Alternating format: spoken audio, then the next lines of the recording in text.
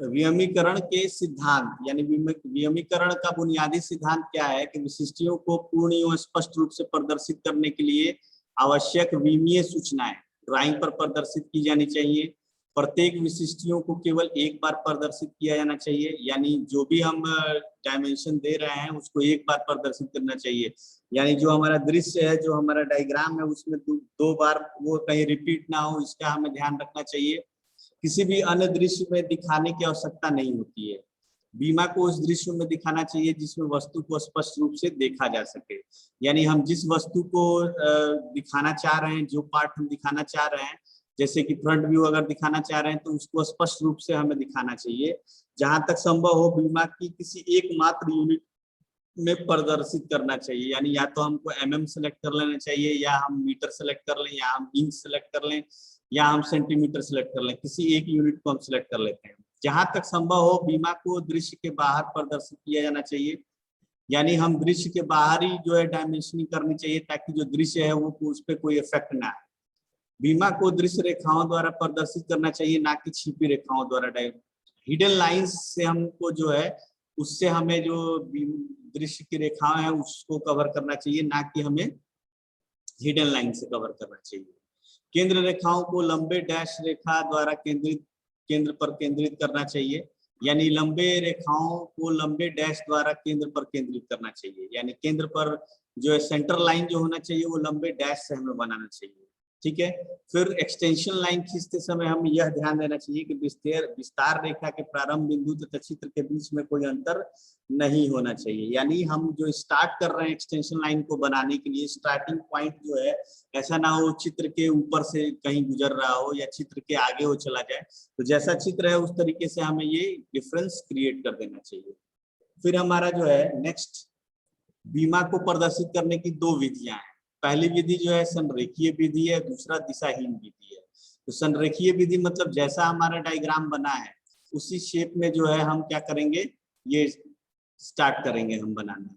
ठीक है। फिर जो है ये इस शेप में बना है, इस तरीके से हम बना सकते हैं। फिर ये इस शेप में बना है, हम इस तरीके से बना सकते हैं। ठीक है। दिशाहीन विधि। दिशाहीन विधि क्या होता है कि हम क्या करते हैं, दिशाहीन विधि में हम जो है जिस तरीके से हमारी ड्राइंग की डायमेंशनिंग होती है उस तरीके से हम इसको ड्रॉ करते हैं। जैसे कि हमने देखा कि ये डायमेंशन 70 है, फिर ये इसी में अगला जो स्ट्रक्चर है उसका ये 26 है, फिर अगला स्ट्रक्चर 10 है। तो इस टाइप की जो डायमेंशनिंग होती है उसे हम कहते हैं दिशाहीन डायमेंशनिंग। और नेक्स्ट जो है हमारा, आकृतियों की हम पहचान कैसे करेंगे।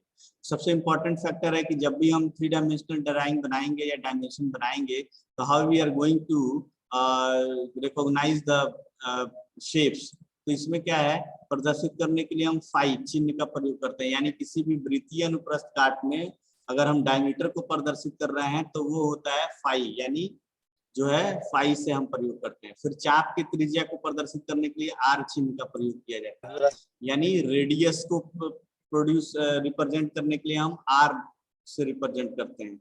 अगर वर्ग को रिप्रेजेंट करना है तो हम स्क्वायर, ये बना हुआ है, इस स्क्वायर से हम रिप्रेजेंट करते हैं।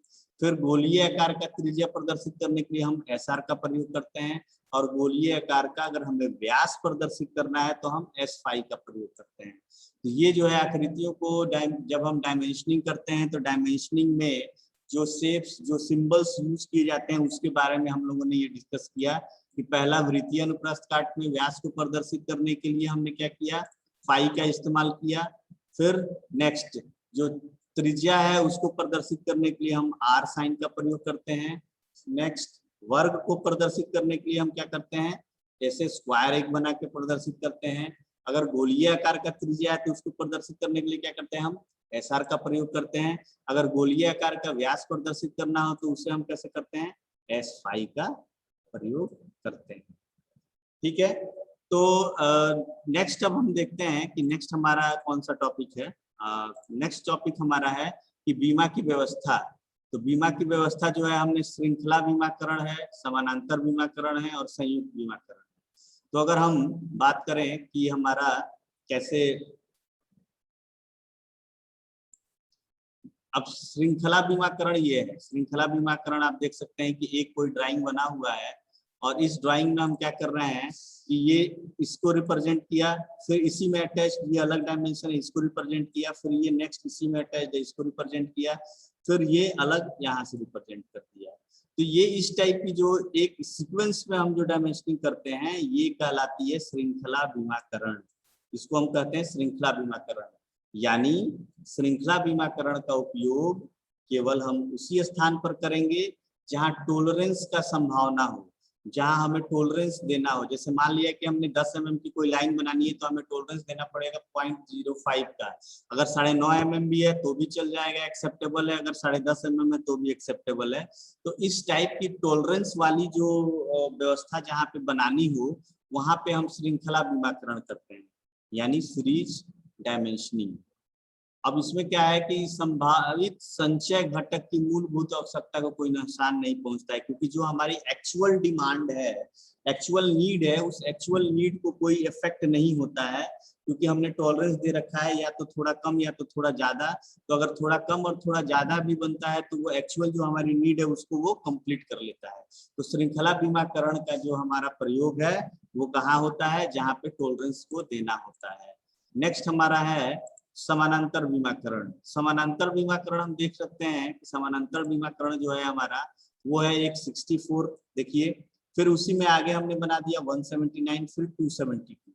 यानी इस तरीके की जो डायमेंशनिंग है, इस तरीके का जो वर्कपीस है, इस वर्कपीस पे ये डायमेंशन 64, फिर इसी के पैरेलल ये डायमेंशन जो है 179 हो गया, और फिर इसी में ये पूरा डायमेंशन जो है 270 हो गया। तो ये लाइन और ये लाइन और ये लाइन, ये तीनों आपस में क्या है, पैरेलल है। तो इस टाइप की जो डायमेंशनिंग होती है उसे हम क्या कहते हैं, समानांतर बीमाकरण। यानी समानांतर आयाम में, पैरेलल डायमेंशन में कई आयाम रेखों के एक दूसरे से समानांतर होती हैं, they are parallel to each other, और बाहर निकलती हैं। और इस पद्धति का उपयोग वहां किया जाता है जहां कई आयाम एक समान मूल आधार से संबंधित होते हैं, या जहां कई आयाम एक समान मूल आधार से, यानी मूल आधार जो ये 272 है, यानी 179 और 64 और ये तीनों क्या है, इस मूल आधार से संबंधित हैं। इसलिए इस टाइप की बीमाकरण को हम पैरेलल यानी समानांतर बीमाकरण यानी पैरेलल डायमेंशनिंग कहते हैं। तीसरा हमारा आता है, तीसरा जो डायमेंशनिंग है वो है संयुक्त बीमाकरण। यानी जटिल ड्राइंग की सुविधा अनुसार उपरोक्त दोनों विधियों का प्रयोग संयुक्त रूप से हम कर सकते हैं। जैसे आप देख सकते हैं कि यहाँ पे हम पैरेलल डायमेंशनिंग कर रहे हैं, ठीक है, यहीं पे हम जो है पैरेलल डायमेंशनिंग कर रहे हैं, और ये डायमेंशन, इसका डायमेंशन, फिर इसका डायमेंशन, फिर इसका डायमेंशन, ये डायमेंशनिंग क्या हो जा रही है, सीरीज डायमेंशनिंग हो जा रही है। तो ये ऐसा डायमेंशनिंग है जो दोनों विधियों का इस्तेमाल करता है। तो ये तो हो गए हमारे 3 टाइप के जो है डायमेंशनिंग एक्टिविटीज। अब नेक्स्ट हमारा जो है वो है 2D और 3D परिवर्तन, यानी 2D and 3D transformation, then translation, scaling, rotation, mirror, zooming, panning and clipping. ये अलग अलग जो है कमांड्स हैं हमारे, और ये लास्ट टॉपिक है हमारे इस चैप्टर का। तो ट्रांसफॉर्मेशन का मतलब हमने ये देखा कि दूसरे चित्र में बदलना। अगर हमने ये कहा कि 2 लाइंस है और दोनों लाइंस को पैरेलल बना के अगर घुमा देते हैं तो क्या होता है, एक सिलेंडर बन जाता है। तो ट्रांसफॉर्मेशन यानी किसी छवि की आकृति को बनाना और उसकी मैकेनिज्म को चेंज करने की जो प्रक्रिया होती है वही कहलाती है ट्रांसफॉर्मेशन।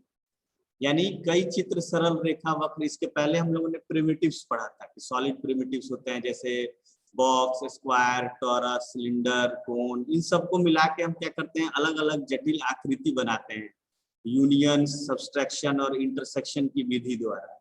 तो अब हम क्या करते हैं कि ट्रांसफॉर्मेशन को जो है, ट्रांसफॉर्मेशन प्रोसेस ही यही है कि हम जो है किसी छवि की आकृति को रूपांतरण दे दें, उसका रूपांतरण कर दें, उसको चेंज कर दें। जैसे हमने क्या किया कि एक सॉलिड स्क्वायर लिया और एक कोन लिया और उसको यूनियन से जोड़कर एक नया जो है ऑब्जेक्ट बना दिया, तो ये क्या हो गया, ट्रांसफॉर्मेशन हो गया। अब इसमें 2 टाइप के होते हैं हमारे ट्रांसफॉर्मेशन। एक होता है 2 आयामी रूपांतरण यानी 2 डायमेंशनल रूपांतरण ट्रांसफॉर्मेशन, और एक होता है 3 आयामी रूपांतरण यानी 3 डायमेंशनल रूपांतरण।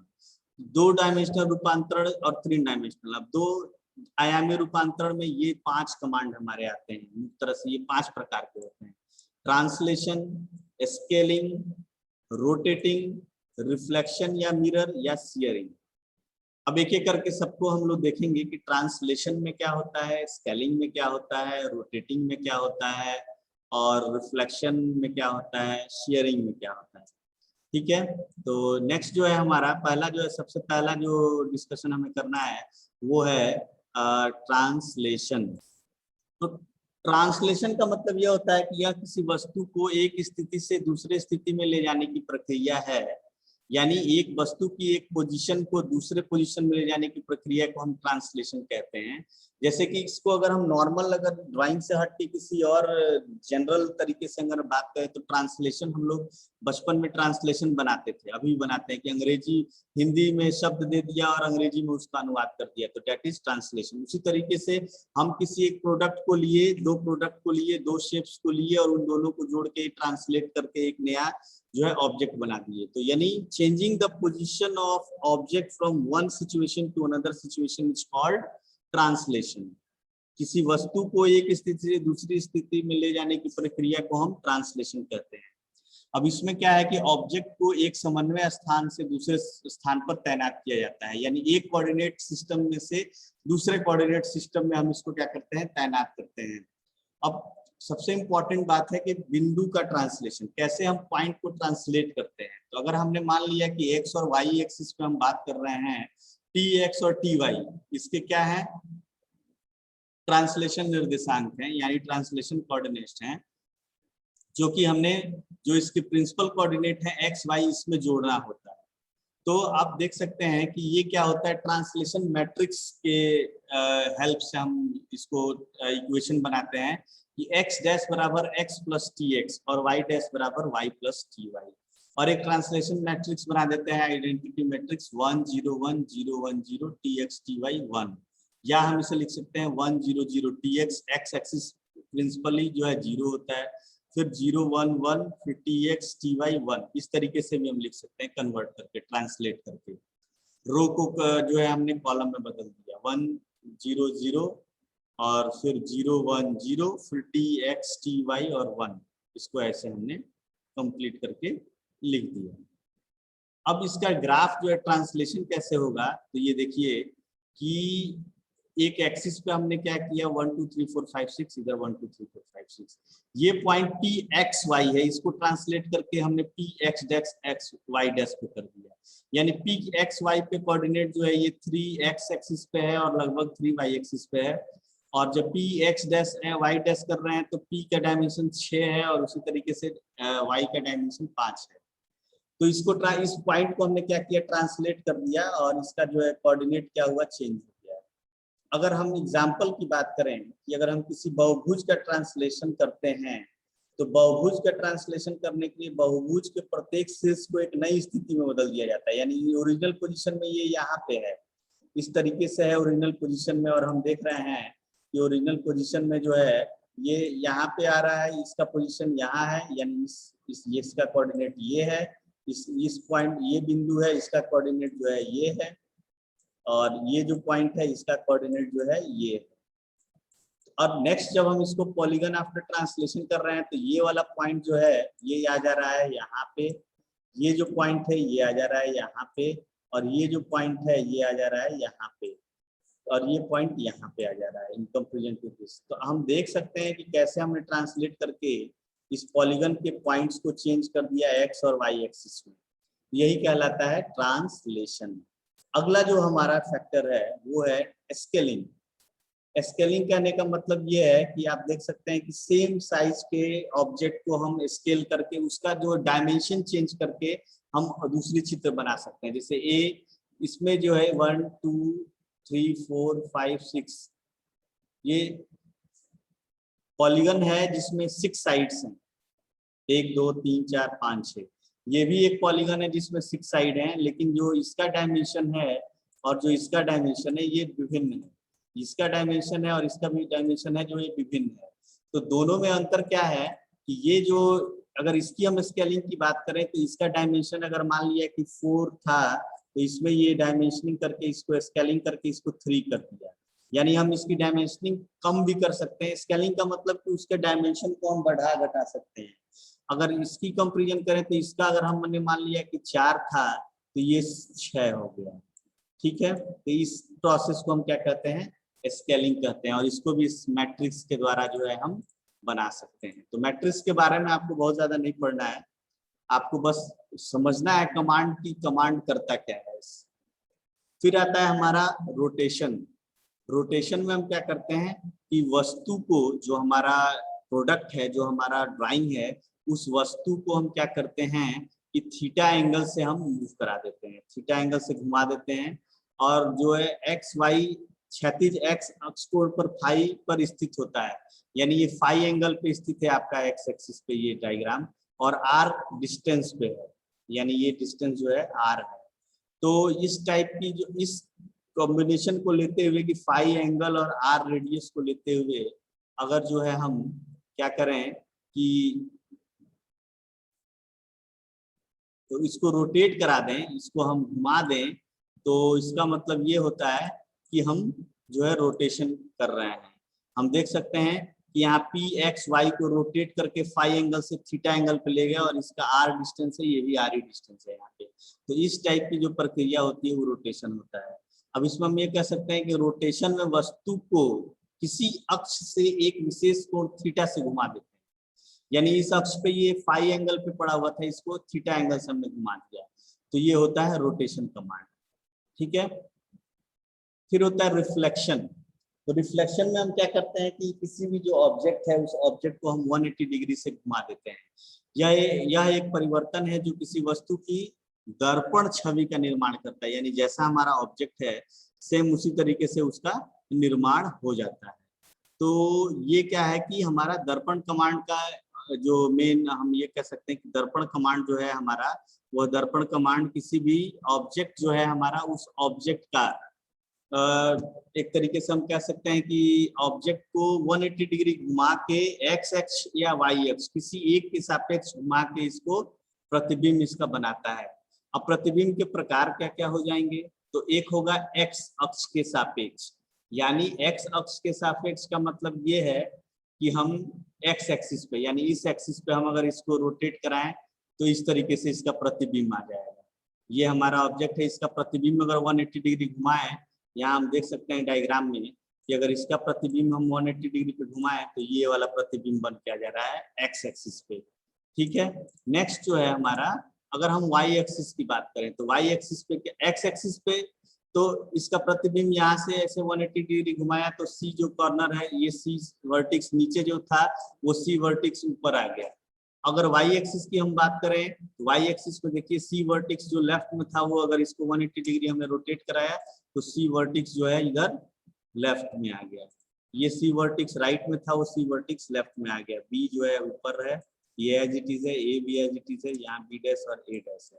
तो इस तरीके से रोटेशन अगर हम एक्स एक्सिस और वाई एक्सिस के सापेक्ष घुमाएं तो ये इस तरीके से इसका ड्राइंग बन के आता है। फिर हम अगर एक्स वाई समतल के मूल रूप से गुजरने वाले अक्ष के सापेक्ष घुमाएं तो देखिए यहाँ पे ये घूम के कैसे आ जाएगा, बी आ जाएगा वर्टिक्स पे, ए आ जाएगा इस कॉर्नर पे, सी आ जाएगा इस कॉर्नर पे। लाइन वाई के सापेक्ष अगर घुमाएं तो इस तरीके से कुछ शेप बन के आएगा। ठीक है, तो रिफ्लेक्शन का मतलब ये है कि रिफ्लेक्शन में प्रतिबिंब में हम क्या करते हैं, 180 डिग्री से ऑब्जेक्ट को किसी एक एक्सिस को कंसीडर करके घुमा देते हैं। नेक्स्ट हमारा है शियरिंग। तो शियरिंग में क्या होता है कि वह रूपांतरण ट्रांसफॉर्मेशन जो ऑब्जेक्ट की शेप को तिरछा स्लैंट कर दे उसे हम शियर ट्रांसफॉर्मेशन कहते हैं। और शियर ट्रांसफॉर्मेशन दो प्रकार का होता है, एक्स शियर और वाई शियर। तो एक्स शियर और वाई शियर आप यहाँ देखिए, ये है एक्स शियर और ये है वाई शियर। एक्स शियर में जो है ये प्रोडक्ट है वो जैसा आपने देखा उसी तरीके से ये शो ऑफ हो रहा है ओरिजिनल ऑब्जेक्ट। और ऑब्जेक्ट आफ्टर वाई शियर करने के बाद क्या हो जाएगा, तिरछा हो जाता है, स्लैंट हो जाता है। हमने पहले ही बताया अभी कि ये जो स्लैंटिंग की कंडीशन है वो स्लैंटिंग की कंडीशन इसमें आ जाती है। जो हमारा शियर वाई शियर की अगर हम बात करें तो वाई शियर निम्नलिखित मैट्रिक्स से रिप्रेजेंट होता है। तो मैट्रिक्स की कंडीशन आपको जानने की जरूरत नहीं है, आप बस ये जानिए कि जब हम शियर कमांड यूज करते हैं, शियर जब हम वो करते हैं तो हमारा जो ऑब्जेक्ट है वो ऑब्जेक्ट स्लैंट हो जाता है, तिरछा हो जाता है। ठीक है, और नेक्स्ट हमारा है 3 आयामी रूपांतरण यानी 3D ट्रांसफॉर्मेशन। तो 3D ट्रांसफॉर्मेशन में भी ये ट्रांसलेशन, स्केलिंग, रोटेटिंग और रिफ्लेक्शन और शेयरिंग कमांड आता है। ठीक है, इसमें क्या होता है, हम 3D 3 डायमेंशनल में एरे जो है हमारा इस तरीके से बन जाता है, XZ सतह पे इस तरीके से मैट्रिक्स बन जाता है। और इसमें क्या होता है, जस्ट 3 डायमेंशनल में जैसे ही हम क्या करते हैं तो इसमें तीनों दिशाओं की विमाएं आपको दिख जाती हैं। जैसे ये देखिए कि X या Y दिशा में या दोनों दिशाओं में हो सकता है, लेकिन 3D स्फीयर जो होता है वो तीनों दिशाओं में हो जाता है। X Y, ये Y हो गया, ये X हो गया, ये Y हो गया, ये हाइट Y हो गया, ये Z हो गया। तो ये तीनों दिशाओं में आपको ये शो ऑफ हो जा रहा है, क्योंकि जब भी आप शेयरिंग करते हैं तो क्या होता है, स्लैंटिंग हो जाती है, तिरछा आ जाता है। और जूमिंग क्या है, जूमिंग आप देखिए जूम का प्रभाव क्या है। जूमिंग कमांड में क्या होता है कि अगर कोई ऑब्जेक्ट इस तरीके से है तो अगर इसको जूम करेंगे तो ये इसका डायमेंशन बड़ा होकर दिखेगा, ये होता है जूमिंग। पैनिंग क्या होता है, पैनिंग प्रक्रिया भी जूम की तरह होती है, लेकिन इसमें प्रक्रिया में परिवर्तन स्क्रीन के आकार के अनुसार होता है। वर्क स्पेस में जितने चित्र होते हैं, जैसे वर्क स्पेस में जितने चित्र होते हैं उस वर्क स्पेस के चित्र के अनुसार इसकी प्रक्रिया स्केल स्क्रीन पूरी तरह भर जाता है। यानी जब आप अगर पैनिंग ऑपरेशन लेंगे तो ये ऑब्जेक्ट को जैसे ही पैन कमांड करेंगे तो जितना बड़ा स्क्रीन होगा उतना बड़ा आपका ये ऑब्जेक्ट जो है बन के आ जाएगा। नेक्स्ट जो है हमारा क्लिपिंग।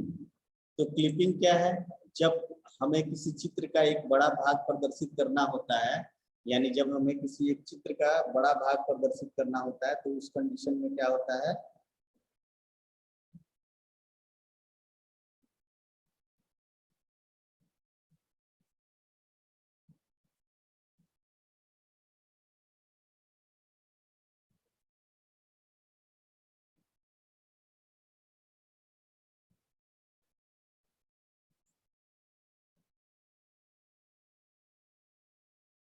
हेलो,